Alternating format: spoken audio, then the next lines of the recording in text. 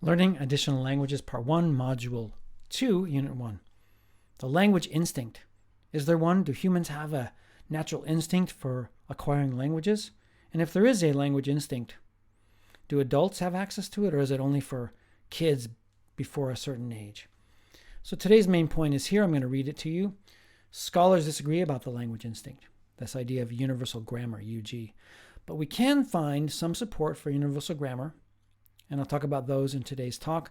And if UG is real for L1 learners, what about second language learners, L2 learners? To answer this, first we must think about how L1 and L2 language learning is different.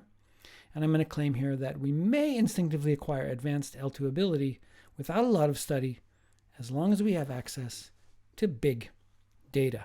But first, let's look at 4 basic reasons why UG, universal grammar, might be real. Now, what is universal grammar? It's this innate grammar acquiring capacity. Here are 4 reasons why it might be at least partly real or true.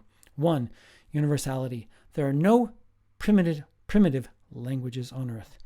2, the poverty of the stimulus. We seem to acquire some grammatical rules without enough input. The poverty of the stimulus. There's not enough stimulus, but we still seem to get and produce these rules without enough input.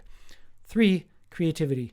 We can produce an unlimited number of new or novel sentences. They're not set responses. It's a creative, dynamic process of grammar, using the ability to use grammar to produce an unlimited number of novel sentences and phrases. And lastly, language creation. Brains seem to create language, and this idea that a pigeon, which is a simple rudimentary language, can evolve into a native speaker language when children learn a pigeon and it becomes their first language and they develop it themselves. They create it into a full-on language, which is called a Creole. So first, let's look at no primitive languages. Steven Pinker says, and by the way, this is not a picture of Steven Pinker. He's a professor at Harvard University. He says the universality of complex language is a discovery that fills linguists with awe and is the first reason to suspect that language is not just any cultural invention, but the product of a special human instinct. Go anywhere on the planet, any tribal area, any jungle area, and you'll find complex languages that are the product of the human brain. Seems like there's something instinctive about that. Okay, so that's the first one. The second one is this idea of the poverty of the stimulus. So to explain this, let me say that I have an innate fear. I was born with a fear of snakes. The first time I saw a snake in the wild, I looked at it and freaked out and ran all the way home crying to mommy. So I have an innate fear of snakes, and this innate fear of snakes seems to teach me to run away for my life.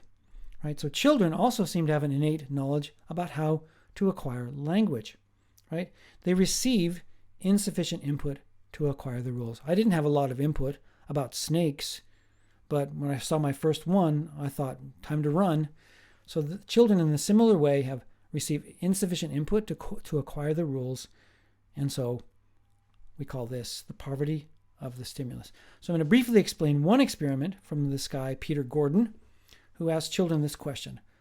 What do you call a monster that likes to eat mice? So here's a picture of this monster who likes to eat mice. And the children said, a mice eater. And when Gordon asked the children, what about a monster that likes to eat rats? The children said, a rat eater. And they did not say a rat's eater. That's incorrect. So the children seem to instinctively know how to use the compound rule without enough input, because they had not seen these phrases before. They were novel to them, new to them. So you cannot say a regular noun plus the s to pluralize it and combine it with another noun. So you can't say rat's eater. That's the example of the wrong rule, the wrong choice, right? But you can say the irregular plural noun plus the other noun, and that's okay. So you can say mice eater. So they seem to know this rule without input. They seem to know it with a poverty of stimulus. This is a famous experiment by Peter Gordon and a very simple explanation by me. So Gordon is claiming that, right, our minds are designed with this logic of word structure. Just like we see by instinct, we seem to acquire some grammatical rules instinctively. And so Peter Gordon's mice-eater experiment showed children instinctively knew the difference between A, roots stored in memory, like rat is a root, and mice is a root, and then those are roots, but words also created by rules. So if you have rat and you want to make the plural, you add s, that's a rule. And the children seemed to instinctively know this difference. So the claim is that the children learned this rule without enough evidence from input, from the poverty of the stimulus. So that's one possible support for universal grammar. Another one is the idea of creativity, linguistic creativity and universal grammar. We can produce an unlimited number of combinations with a limited set of elements, not set responses, right? So we can produce an unlimited number of creative sentences. I can say a sentence that has never been spoken before. I didn't memorize it. I created it in my mind. It's creative.